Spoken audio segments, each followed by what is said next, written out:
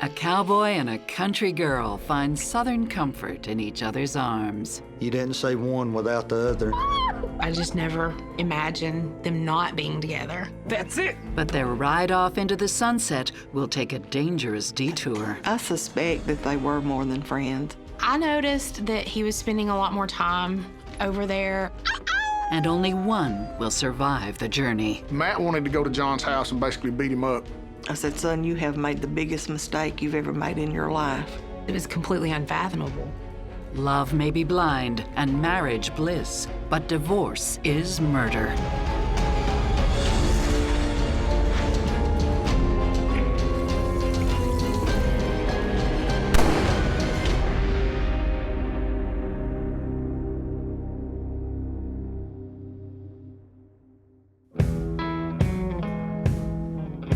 "16-year-old Matt Allen has just started a part-time job at the local burger joint. He's been homeschooled for the past 2 years, and this is his first job. Matt was a little sociably awkward. He was shy.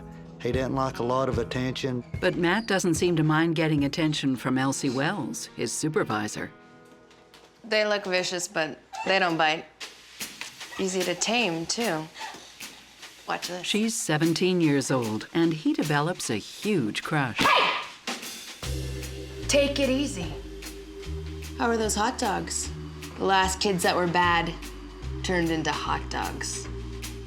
One of the things that Matt liked so much about Elsie that appealed to him so much was that she was a little bit older than he was, and he used to laugh and say, she won't have anything to do with me, she's the boss.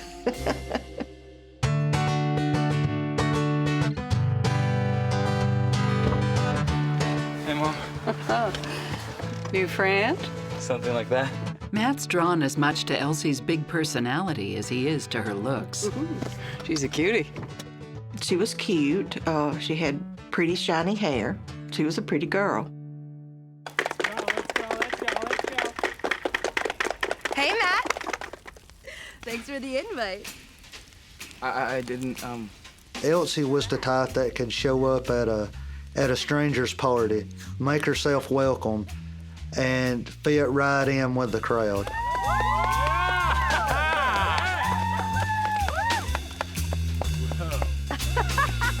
Elsie likes what she sees in Matt, too.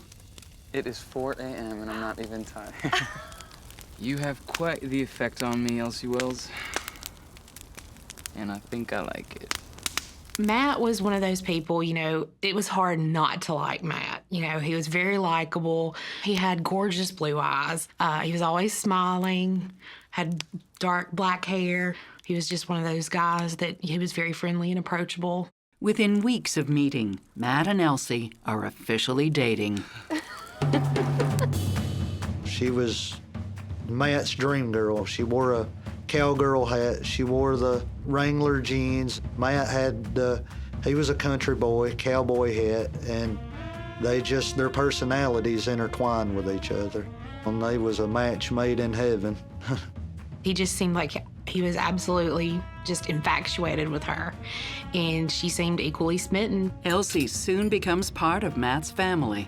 That was amazing, Mrs. Allen. She got along really well with me and my husband, Rob. Let me help you clear up. Oh, no, that's fine, Elsie. I'll do it. My goodness, your mother's lucky to have you. Yeah. But she's tight-lipped about her own. I don't think Elsie and her mother had a very close relationship. That's just the impression that I got. There was a lot of alcoholism in Elsie's family. Hey, give me a drink. They drank often to excess. I said, give me a drink now. Her home life it was like a don't ask, don't tell. But you could kind of tell that there was some problems or something that just wasn't right.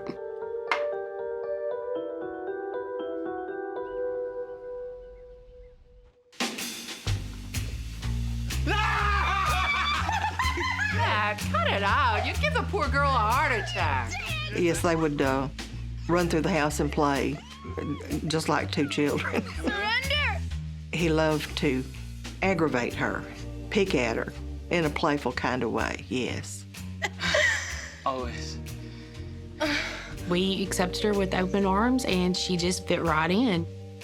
After graduating high school, Elsie lands a job as an optometrist assistant, while Matt follows in his father's footsteps. His daddy had taught him to weld at home, and Matt loved to weld. And a few weeks later, they're celebrating again. This time, it's their engagement. Married? Ma, I'm almost 20. I love her. No, you're too young. It was not that I didn't want them to get married. It's just that I wanted them to wait a while. She was his first real girlfriend. Ma, please, come on. Oh, come here. They wanted to spend the rest of their life together, and they wanted to get a jump start on it. Elsie and Matt are married at a local church 3 years after meeting. He's 19 and she's 20. It was a pretty wedding. Matt wanted her to have a bouquet of red roses. They had to be real. They could not be silk. He also had a red rose as a boutonniere. She had a beautiful ring. He picked a beautiful ring out for her. They were ecstatic. Matt was absolutely over the moon. I'd never seen him smile that big until that day. Phyllis and her husband Rob give the cash-strapped newlyweds a mobile home as a wedding gift, and they move on to the Allen property.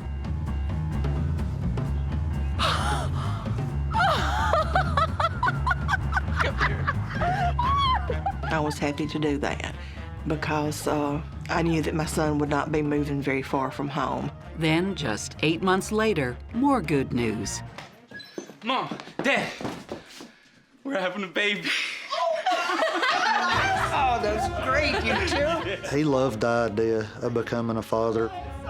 Can you believe it? I can't believe it. Baby Daniel is born in January 2000. They were very happy, as we all were. So he was thrilled to have his son. He just became a great big softie, you know, and he absolutely loved that baby. Oh, it's so hard to leave you guys. With a family to support, Matt starts working long hours, often out of town. He went to work in a welding shop, Go get him, Tiger. Yes, ma'am.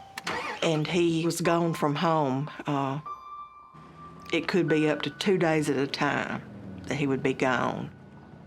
Elsie did not mind for Matt to be gone because she knew the money was good, and she knew they needed it.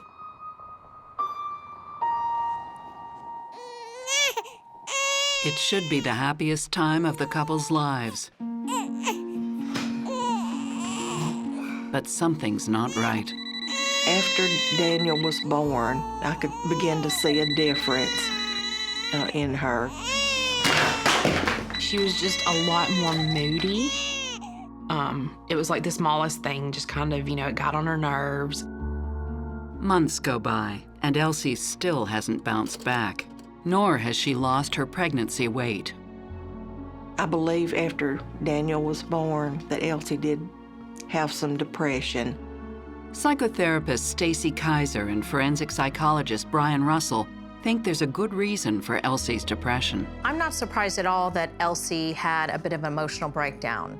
Things moved very quickly with this couple. They went from being these young teenagers in love to getting married and having a child in a very short period of time. That puts a lot of stress on a relationship and subsequently the people in it. There's a chance that Elsie was even suffering from some postpartum depression. Elsie had a relatively unstable childhood, and I think that the way in which we're parented does affect the way in which we then later go on to parent. And you add on top of that for a woman some of the biochemical things that happen in connection with pregnancy and childbirth, and you can imagine that this was an emotional roller coaster time for Elsie in particular. After a few months of depression, Elsie snaps out of her funk. She starts working out, buys herself a new wardrobe, and even gets a new job. She changed her personal appearance drastically. Almost overnight. Like, it was just instantaneous. I'm feeling lucky today. I'm gonna catch one that big. Oh, yeah? Well, man, wouldn't be this big. I don't think so. You could hurt someone with something that big, John. Matt's not the only one happy to have the old Elsie back. His longtime friend John also seems to take a shine to her. They were really close, good friends. They would go fishing together, hunting, you know, that type of thing. Just really close friends. I noticed that he was spending a lot more time over there when Matt wasn't there. Elsie would just say, well, John dropped by just to check on us. And it got to where we could see his truck there quite often. Behind closed trailer doors, the honeymoon is waning. Hey, baby, do you miss me? Oh, Matt, you're filthy. Get off of me. Hey, nice welcome. What do you want, Matt? You're never here, and when you do come home, it's all about you. I was working. Things don't get better. Elsie! Hey, talk to me. What are you doing? I don't want to do this anymore. Hey, Elsie! Where are you going? Hey! 2.5 years after Daniel is born, Elsie leaves Matt, taking the toddler with her. I was devastated because I had treated Elsie like she was my own daughter. It hurt him. It hurt him bad. He was absolutely devastated. I mean, it was like his whole world just crashed down around him. Elsie rents a small trailer about 4 miles away and moves in with Daniel. Elsie never gave Matt a reason that I know of or that he would tell me. And when Matt does learn that reason, Elsie, what are you talking about? the consequences are devastating. I have to tell you something. The relationship had kind of just self-destructed. I still, to this day, don't know what was going through his head.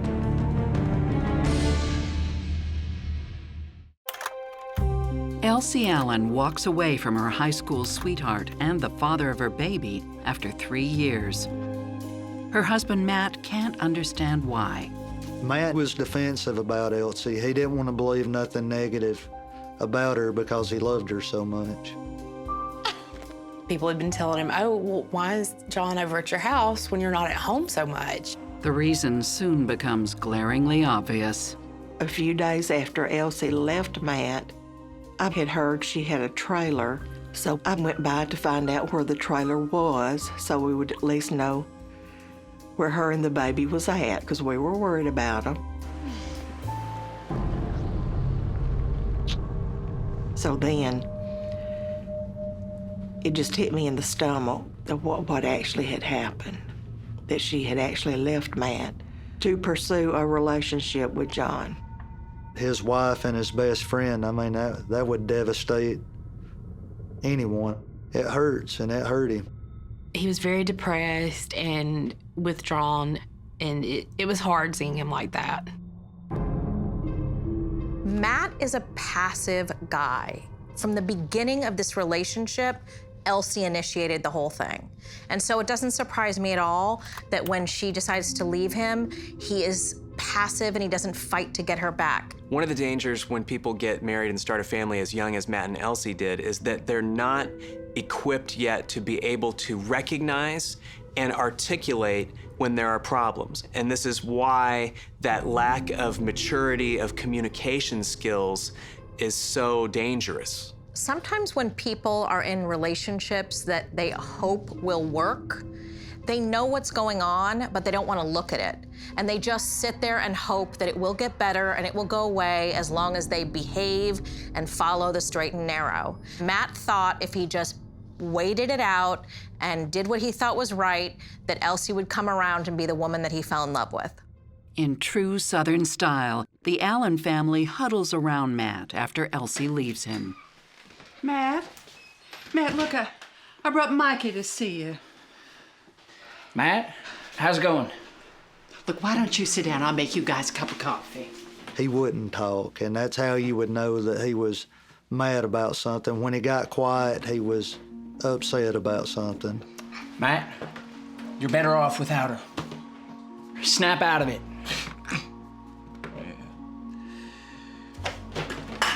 Hey.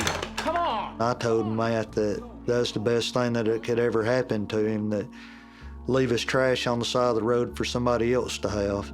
Elsie files for divorce, and Matt seems to accept it. Slowly. You know, to let go of the love of his life, his childhood sweetheart, and he took some time to deal with it and to process it. He didn't go over there and confront them or anything like that, you know. He said, well, if that's what she wants to do, then, you know, she go ahead, just go ahead. The new exes settle into a typical separated with kids arrangement. Elsie? She has primary custody, and Matt has visitation. Hey, buddy. How you doing? Matt was to get Daniel every other weekend, and I think a week through the summer. That for me? Ah, that's a nice dinosaur. Except it's not exactly a clean break. Whenever Elsie and John have a fight, it's Matt she goes running to. She played the pity party with Matt. She would have some elaborate story on something that John had did to her. He was constantly holding out hope that him and Elsie would rekindle their relationship. Hi, Matt. Hey, what's up? I have to tell you something. Okay. John and I are having a baby. Then, 3 months after Elsie leaves Matt, she tells him that she's pregnant with John's child. We'll talk later, okay? The math means that she was pregnant before she left. It was more or less heartbreak. That kind of solidified the end of it. In April 2003, Elsie gives birth to a daughter, Sarah, and 3 months later, marries John. Almost immediately, she starts to cancel weekend visits between Matt and Daniel. Hello. She didn't want him to have anything to do with Daniel. Elsie, well, okay, calm down, calm down. What's going on? And Matt didn't really know how to deal with that. Elsie, what are you talking about? Matt doesn't fight her for custody and slowly loses touch with his son. Even though Matt missed his son, he just didn't have the money to do it. And the lawyer discouraged it. He said, I think that it would be a no-win situation, and you would have spent a lot of money and time, you know, for nothing.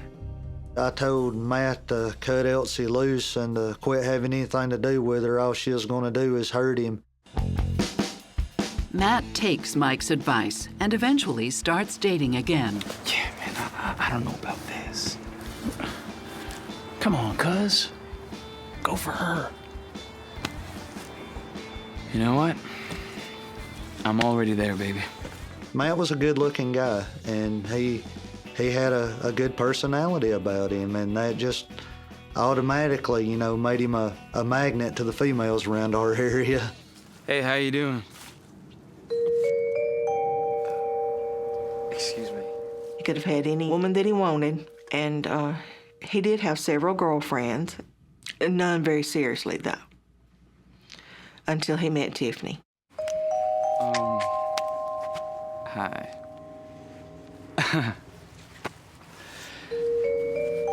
I'm Matt. Matt Allen, nice to meet you. It's too formal? Oh, kind of like a business meeting. You want me to get you a drink? I thought he was a very good-looking man. He was fun. A little bit of the bad boy thing going on, and I liked that. I was attracted to him, and we just had good times. Tiffany and Matt start dating. We were always together. And within a month, are seeing each other exclusively. Oh, shit. Hey, hey, Mom. This here's Tiffany. Oh, Tiffany, I'm so glad to meet you. Oh, I liked her. She had a bubbly personality. She was very sweet. Aren't at you. Gorgeous. You're as cute as a All right, Ma, bug. enough gushing now. We don't want her to think you like her too much now, do we? Oh, go on. What's for dinner? Come on in and find Tiffany was absolutely, completely devoted to him. She absolutely worshiped him. Matt had finally found him a good woman. I couldn't see a flaw in her. I was happy because I thought this is surely going to put an end to Elsie flipping and flopping back and forth.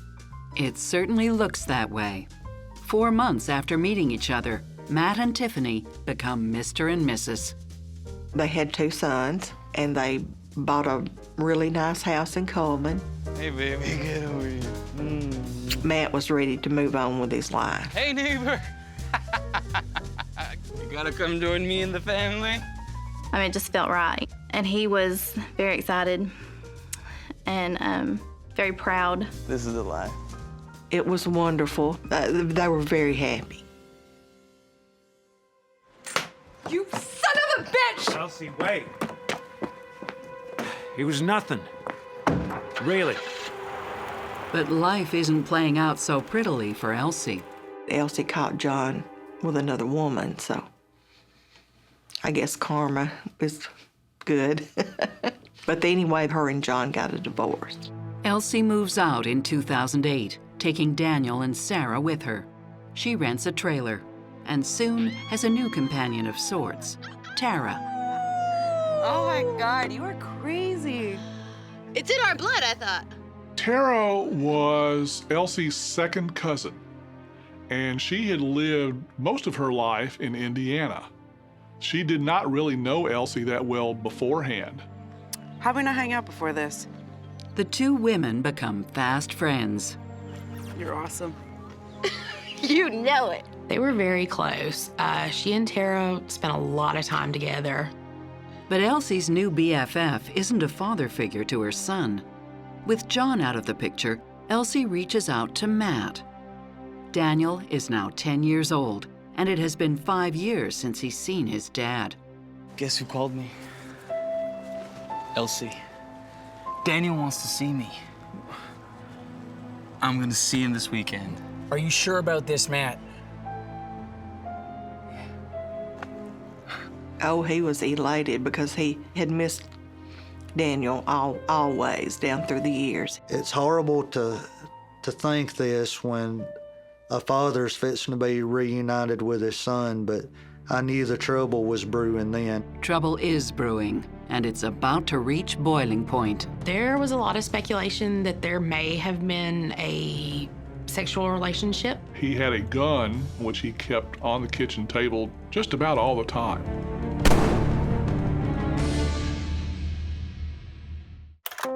Seven years after Matt and Elsie Allen divorce, Matt is happily married to his second wife, Tiffany. But Elsie is also divorced from her second husband, John, and now she wants Matt to step up as a father figure to their son, Daniel. It's a role he badly wants. Hi, Dad. Daniel. Oh, man. Oh, I missed you. She was wanting to basically put the past behind him and, you know, wanting him to see his son and be in his life and everything. Come on. I want you to meet Tiffany and the boys. I was up for it because I wanted that too. You know, I wanted him to be able to have all 3 of his sons. In the following months, everyone seems to settle into a routine. Daniel spends every other weekend with his dad and his family. Oh, the Allen boys are on fire today. I always liked him. He was a good kid. Look at him go. They were excited they had an older brother, and he was excited that he had 2 little brothers. Matt had a storybook life going on. He had a nice house in the suburbs. He had a good wife. He had 2 boys that he loved dearly. He was living the American dream. But as time wears on, something seems to be eating away at Matt. What's up, babe? Just tired of some. He didn't really want to talk. He was kind of more withdrawn and kind of moody. And what exactly do you do all day, Tiff? Little things would kind of aggravate him. I mean, look at this place. It was difficult dealing with that because I didn't know why he was feeling that way. What's going on with you? And I would try to ask him why, but the more I would ask him, the less he would say. You know, I just wanted us to be happy because we had been I mean, we had been extremely happy. You could just tell their relationship was having trouble. The rumors started coming up that Matt was going by Elsie's to see Daniel, and then at that point, Tiffany, like any other woman, started raising questions. It's one day, Matt. I have stuff to do tomorrow. Things come to a head when a conversation about who is going to wake up with the boys one morning turns into a full-blown argument. Oh, I love you too, honey. Whatever. He actually went to bed mad at me over that. So I was wondering, like, why he was so ill about that. I didn't think it was that big of a deal, you know. But it is. I'm leaving. Are you serious?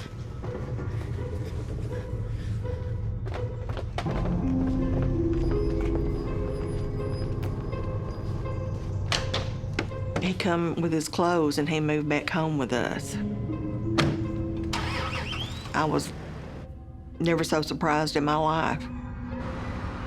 As suddenly as Elsie left Matt 8 years earlier, Matt leaves Tiffany and the kids for Elsie.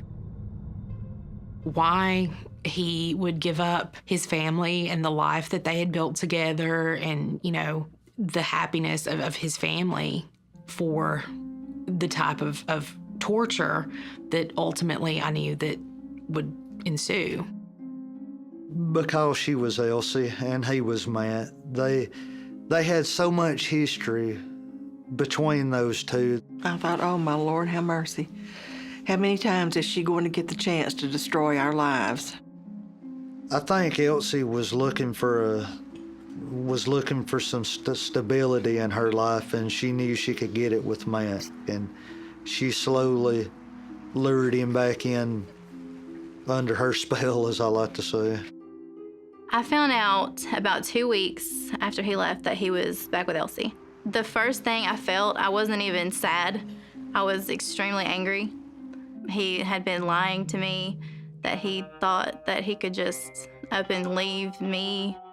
Oh, that was delicious. Made with love from my one and only son. At 30, Matt Allen is twice divorced and living with his parents.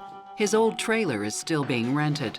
And when an eviction notice comes through Elsie's door, it's not long before she moves in as well. Hello! How y'all doing? Let me go show you your rooms, okay? This is gonna be great. Hey, honey. He said that she said that it would be different this time, that everything had changed. Hi, Phyllis. Thanks for this. Well, we didn't really have much of a choice, did we? She had my grandson. I thought, I can't put him on the street, you know. It's a tight squeeze. Phyllis, her husband, Matt, Elsie, and the 2 kids. When I think about Elsie, I think about her being one of those captivating, powerful women who passive men have a hard time tearing themselves away from. And I feel like that's what happened to Matt. Even though he was in this great, stable relationship with Tiffany, Tiffany was sort of this nice, simple girl, and Elsie was, you know, the example of the hard-edged, alluring trouble. And he just had to go back to it, even though it was hurtful for him. Sometimes when people have a profound disappointment in life, they fixate on that and they fantasize about repairing it, going back and reversing it like it never happened. And here he's getting a chance to do that, and what we've seen is that he doesn't really assert himself very much. But then when he does, it's in an inappropriate way, like upping and leaving his wife, who by all accounts hasn't done anything wrong, to go back and chase his fantasy of reconciliation with Elsie. And so it causes you to have to wonder, well, how might he inappropriately assert himself in the future if things don't go exactly how he wants? To complicate matters, Elsie's ex-husband John files for custody of his daughter, and Matt loses his sons to Tiffany. I took him to court and I got full custody of my kids. He knew that there was no point in fighting with me about it. You know, I wasn't trying to be spiteful. I wasn't doing anything out of spite. It was about not wanting to be in a situation that I knew was going to end up bad. In August, the struggling family moves back into the recently vacated trailer. I think that beats our record. Well, you're on, buckaroo. Elsie, at that time, drank a lot. I mean, a lot. Of course, Matt drank too. And she didn't twist his arm, don't get me wrong. Elsie and Matt's rekindled romance is no second honeymoon. Because wherever Elsie goes, Tara follows. Why is she here? Every weekend, How's it going? Tara would come. Ooh. And every time she came, she'd stir up some trouble between Matt and Elsie. So when we putting baby Matt to bed? She would always put him down or say something negative about him. Matt did not like Tara, and Tara did not like Matt. Funny. It was so plain that Tara wanted so much more out of Elsie than just a cousin-family relationship, you know. There was a lot of speculation that there may have been a sexual relationship. Whatever the truth, the edges of this love triangle are razor sharp. That's it. I said, son, you have made the biggest mistake you've ever made in your life. She come in and just tore that family apart brick by brick.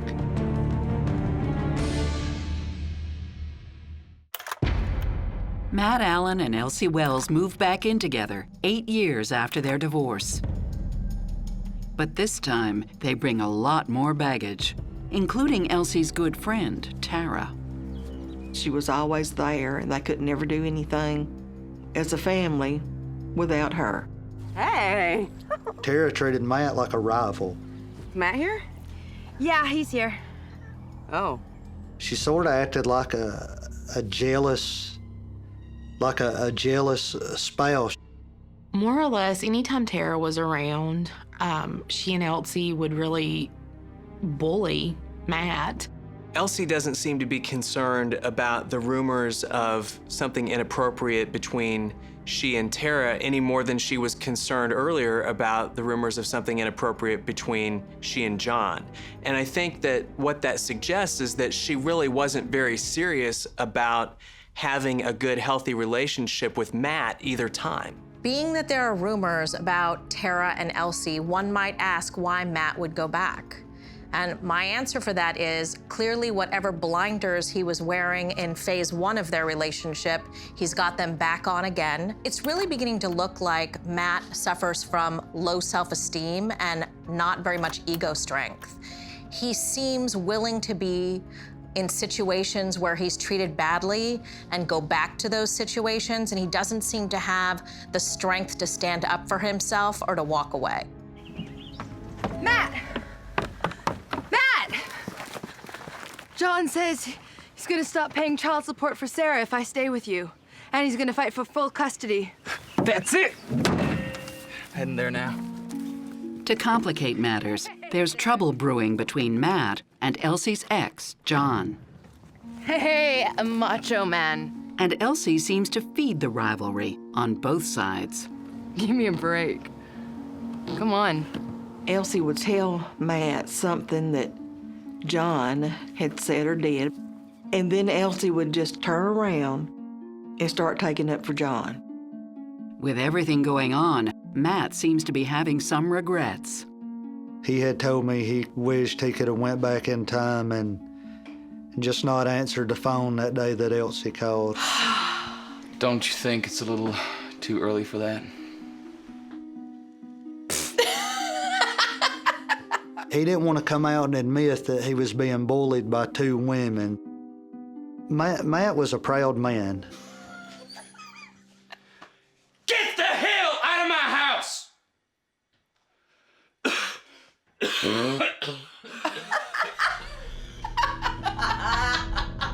Tara, leave. The more increasingly fed up he got, the more I saw, he's almost there. He's about to just be like, you know what, this is not working. Matt gets an unexpected reprieve from his turbulent home life. It's gonna be okay. But it's not a happy occasion. You just hold on, okay? He had a blood clot in each one of his lungs. Baby. The blood clots is a scary thing because it can be a fatal thing.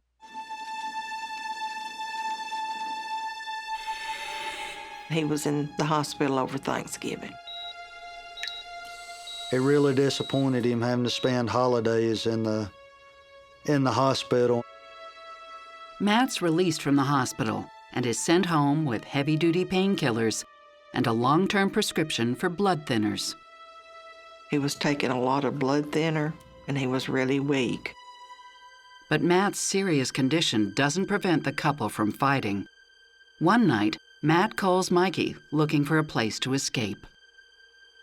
I had told him, I said, Matt, if you can get to the house, I'll get you some gas. You know, you can get back home. You can just get up here. But he never made it up there.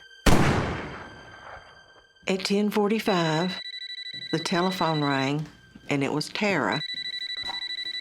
Yes, hello? She said, can y'all come out here? Why? What's wrong? And she didn't say what was wrong, and she said, hurry, please.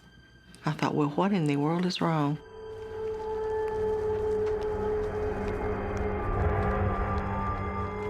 So I went out there by myself. I jerked the door open. Love you. And I saw him laying there. I said, oh my God. Elsie was close to Matt, and I could hear her saying, I love you. I love you. I went to my son and I rubbed his face.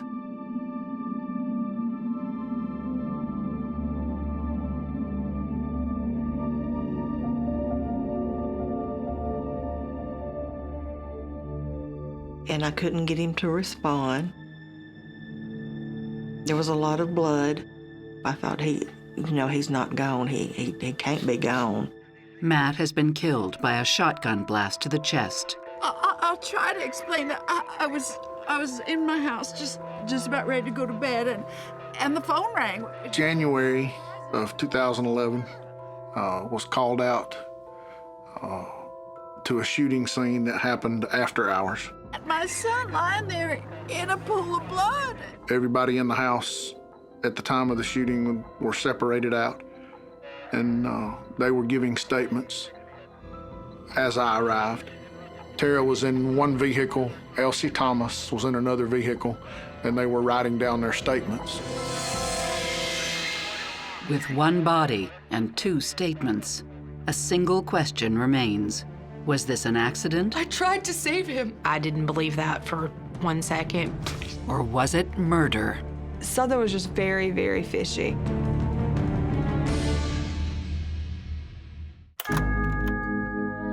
Matt Allen is dead at the age of 31 from a shotgun wound to the chest. Present at the house when the incident occurred was Matthew Allen, Elsie Thomas, Tara, who is Elsie's cousin. The police questioned both his ex-wife, now girlfriend, Elsie Wells Thomas, and her cousin and close friend, Tara Hughes. Matt was out of control. He hated it when John called her. He hated it. And he went nuts. The witnesses were saying that there was an argument that stemmed from a phone call from an ex-husband named John. And then that argument escalated into Mr. Allen being shot. Elsie tells police how the tragedy unfolded. Aren't you bored of doing that? I mean, you know what that looks like, right?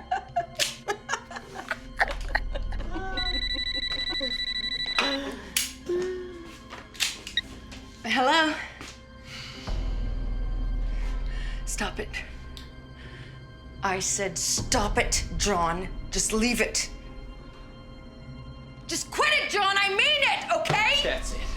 You tell him I'm moving over there. Right Just now. leave it, okay? I said, don't you dare go over there. Matt wanted to go to John's house and basically beat him up. Elsie tried to stop him from leaving, and that just pissed him off more. You just leave it. Why are you defending him? It started out as just a verbal argument, then it got more physical. He came after me and he started choking me. He put his hands around her neck. You're still in love with him, aren't you? Matt, you're joking. You're still in love with him! At some point, Tara gets involved in it, trying to separate them. Off of her! Get away from me! Get off of her! I tried to stop him, and then he turned on me. He let go of Tara and he was reaching for his gun. Say your last words. And so I went into the other room and grabbed my .410 shotgun. Don't you dare. And shot him in the chest.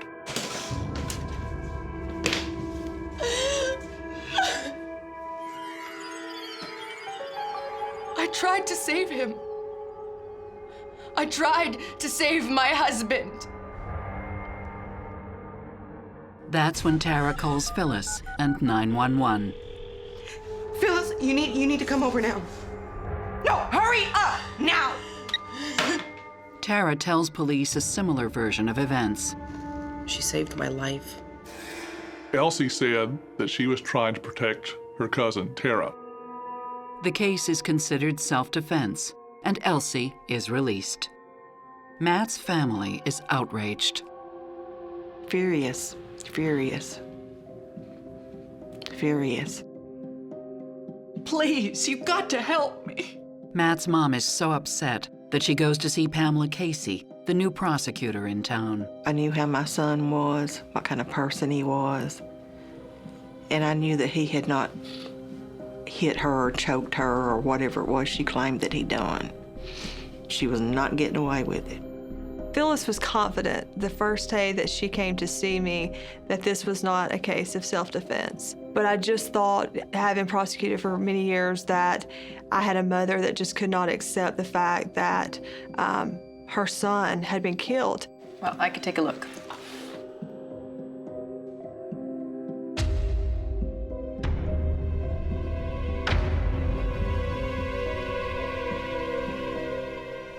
Wait a second. What? As soon as I saw Matt lying on the floor and the position of the gun, something was just very, very fishy. Yes, I'd like to order an autopsy for the Matt Allen case. The gun that Matt had supposedly been threatening Tara with is her first clue. Here was a man who had blood, had been shot in the chest, blood around his head, blood around in the floor, and yet here was this gun lying perfectly as though somebody had just walked up and laid it down in front of him. Other parts of Elsie's story don't add up either. Law enforcement did not see any defensive wounds on her that night. She talked about a struggle, but yet when you looked at the pictures, the kitchen was not in a disarray. Phyllis definitely believed that because of his medical condition, that he would not have been able to have put up a fight. Another thing that was stood out in my mind was if Elsie had time to go from one room to another room to get a firearm, then was she really in fear for her life? Instead of trying to take the gun away from him, she chooses to go across the house to get another firearm to come back. Pamela orders an autopsy and blood spatter tests. And when the results come in, she has her case. Just quit it!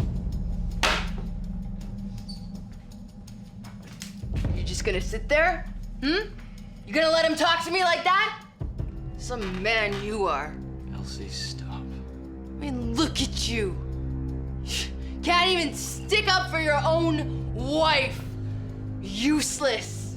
I believe that she attempted to pick a fight that night between Matt and John and really wanted to see the two of them kind of duke it out.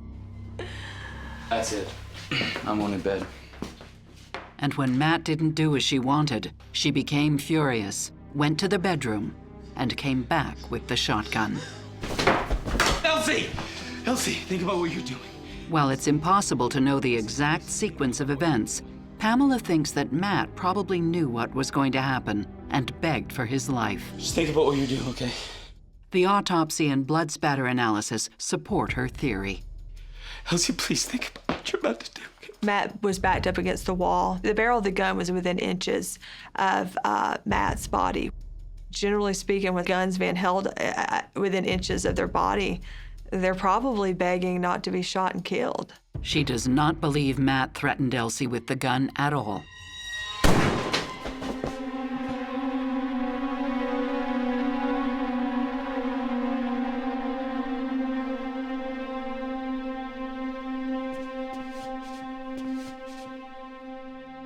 She put the gun there to make it look as though Matt had a gun in his hand or was attempting to get a gun when she fired a fatal shot that killed him. The evidence is presented to the grand jury, and in May 2013, Elsie Wells Thomas is arrested and charged with murder. The verdict, when it comes in, is bittersweet. Elsie is found guilty of manslaughter. I don't understand why Elsie needed to kill Matt. She really had a great situation set up where she was having her cake and eating it too.